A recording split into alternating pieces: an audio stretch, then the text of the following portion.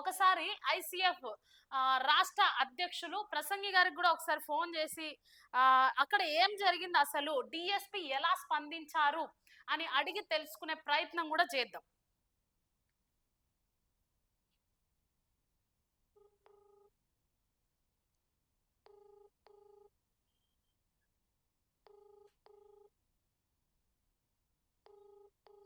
Hello.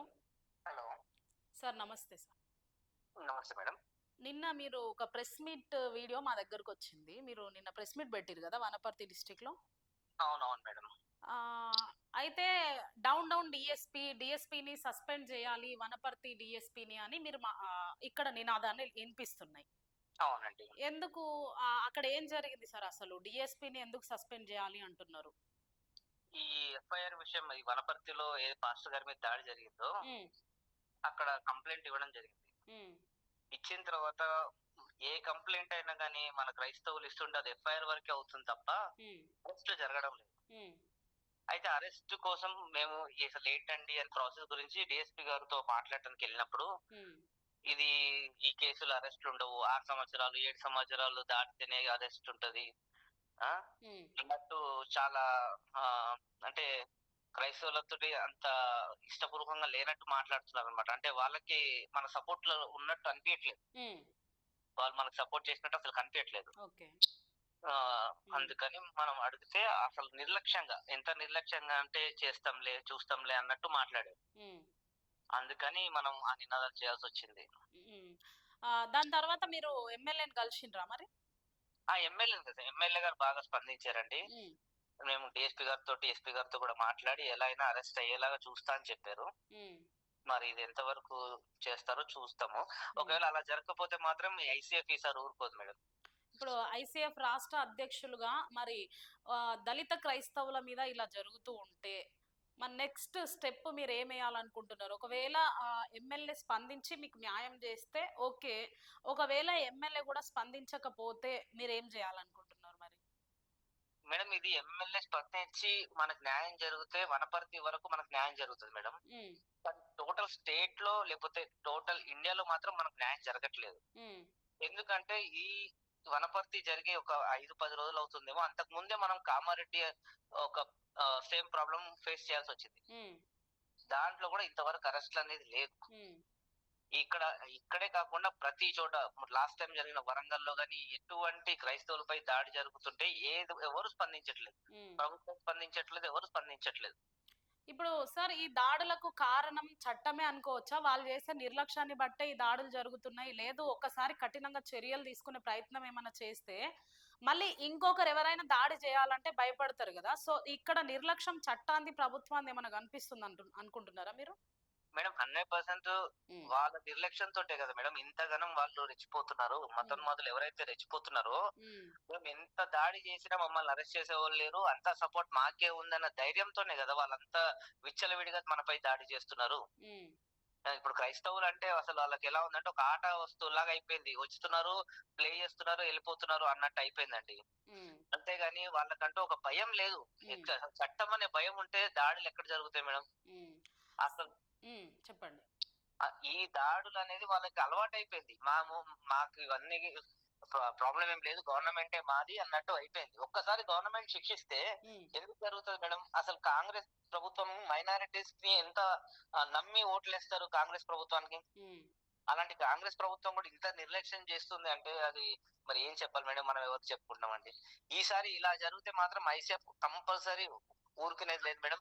రాష్ట్రంలో వేల ఎత్తున మనం పబ్లిక్ తోటి కంపల్సరీ ఒక పెద్ద ర్యాలీ ప్లాన్ చేస్తున్నాం. ఈసారి కానీ సేమ్ దాడులు ఎక్కడైనా జరిగి అరెస్ట్లు అవ్వకపోతే ఇండియన్ క్రిస్టియన్ ఫోర్స్ ఇది దేన్ని సహించేది లేదు. Okay sir, thank you sir. Thank you.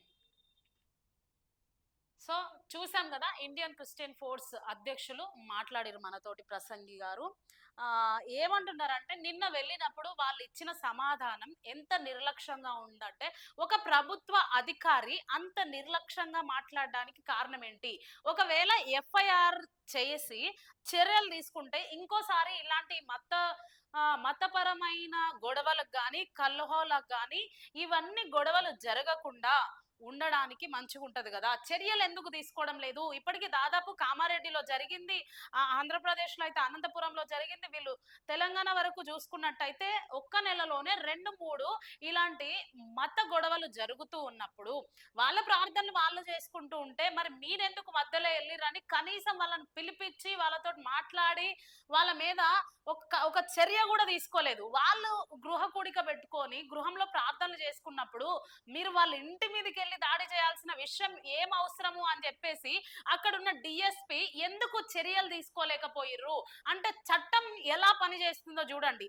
చట్టం ఒక్కరికి మాత్రమే చుట్టంగా పనిచేస్తున్నట్టు ఇక్కడ క్లియర్ గా కనిపిస్తుంది. సో ఐసిఎఫ్ రాష్ట్ర అధ్యక్షులు మాత్రం ఇది ఇంతటితో వదిలిపెట్టేదే లేదు. తెలంగాణ రాష్ట్రంలో ఎక్కడ దాడులు జరిగినా కూడా సహించేది లేదు. ఎందుకంటే ఆర్టికల్ 25, 28 ప్రకారంగా 18 సంవత్సరాలు నిండిన వారు కావచ్చు, భారతదేశంలో ఉన్నవారు కావచ్చు, మత స్వేచ్ఛ రాజ్యాంగం కల్పించిన హక్కు. ఎవరికి కావాల్సిన మతం వాళ్ళు నమ్ముకోవచ్చు, ఎవరికి కావాల్సిన మత నినాదం వాళ్ళు చేసుకోవచ్చు. కాబట్టి వాళ్ళు చేసిన దాడి మీద చట్టం శిక్షించకపోతే మేము ఊరుకునేది లేదు. ఒకవేళ ఇట్లా ఎవరినైనా శిక్షిస్తే నెక్స్ట్ ఎవరి మీదైనా ఇలా చేయాలనే ఆలోచన కూడా వాళ్ళకి రాదు కదా మేడం అని వాళ్ళు చెప్పడం జరిగింది. అట్లనే స్థానిక ఎమ్మెల్యే తూడి మేఘారెడ్డి స్పందించారు. ఇప్పటి వరకు అయితే బాగానే స్పందించిండ్రు. నెక్స్ట్ ఒకవేళ వాళ్ళ మీద చర్యలు తీసుకుంటామని చెప్పారంట. చర్యలు తీసుకోకపోతే మేము మాత్రం ఊరుకునే ప్రసక్తే లేదు అని ఐసిఎఫ్ రాష్ట్ర అధ్యక్షులు మాట్లాడారు. అక్కడికి వెళ్ళి పెద్ద ఎత్తున వాళ్ళు ర్యాలీ చేయడం జరిగింది, మాట్లాడడం జరిగింది, ప్రెస్ మీట్స్ కూడా పెట్టడం జరిగింది. ఈ విషయమై ఆంధ్రప్రదేశ్ లో క్రైస్తవుల మీద జరుగుతున్న దాడుల విషయంలో వాళ్ళు ప్రెస్ మీట్ పెట్టి క్వశ్చన్ చేయడం జరిగింది. దయచేసి ప్రభుత్వ అధికారులకు మేము ఒకటే విన్నపం చేస్తున్నాం మీడియా తరఫున, చట్టాన్ని చాలా బాగా నమ్ముతారు ప్రజలు. ఒక హాస్పిటల్లో డాక్టర్ని దేవుడు అనుకుంటారు. ఒక అన్యాయం జరుగుతుందంటే పోలీసులను దేవుళ్ళు అనుకొని వస్తారు అక్కడికి. అలాంటప్పుడు మీరే తగిన న్యాయం చేయకపోతే ప్రజలకు ఇంకెక్కడ న్యాయం జరుగుతుంది? ఒక డిఎస్పి హోదాలో ఉండి మీరు అంత నిర్లక్ష్యంగా మాట్లాడడం ఇది ఎంతవరకు కరెక్ట్?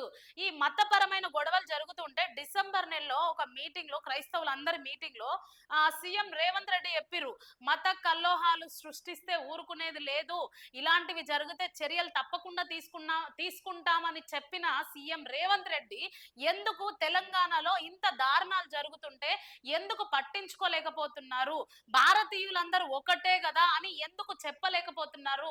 మీరు ఒక రాష్ట్రానికి సీఎం గా ఉండి హిందువులకు క్రిస్టియన్లకు మధ్య ఈ గొడవలు జరుగుతుంటే హిందువులు అని చెప్పేసి ఆర్ఎస్ఎస్ ముసుగులో వెళ్ళి హిందువులకు కూడా ఇంత చెడ్డ పేరు తెస్తూ ఉంటే, హిందూ ముస్లిం క్రిస్టియన్ బాయ్ అని కలిసి ఉన్న మన భారతదేశంలో ఎవరో ఒకరిద్దరు ముగ్గురు వచ్చి ఇట్లా మత కల్లోహాలు సృష్టిస్తూ ఉంటే ప్రభుత్వం ఎందుకు చర్యలు తీసుకోవడం లేదు? అంటే ఎవరైనా కొట్టుకొని సావండి, మాకు ఓట్ల టైం వచ్చినప్పుడు మాత్రం మేము ఓట్లు అడగడానికి వస్తాము అని అనుకుంటున్నారా?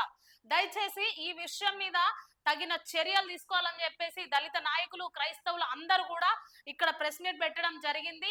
ఈ మత కల్లోహాలను ఆపి భారతీయులమందరం ఒకటే అని చెప్పే ప్రభుత్వం మనకు రావాలి. ఉన్న ప్రభుత్వం కూడా వెంటనే దీన్ని స్పందిస్తేనే ఇలాంటి మత కల్లోహాలు ఎక్కడ కూడా జరగకుండా ఉంటాయి అని చెప్పేసి మా టుడే 18 న్యూస్ ఛానల్ తరఫున కూడా నేను తెలియజేస్తున్నాను.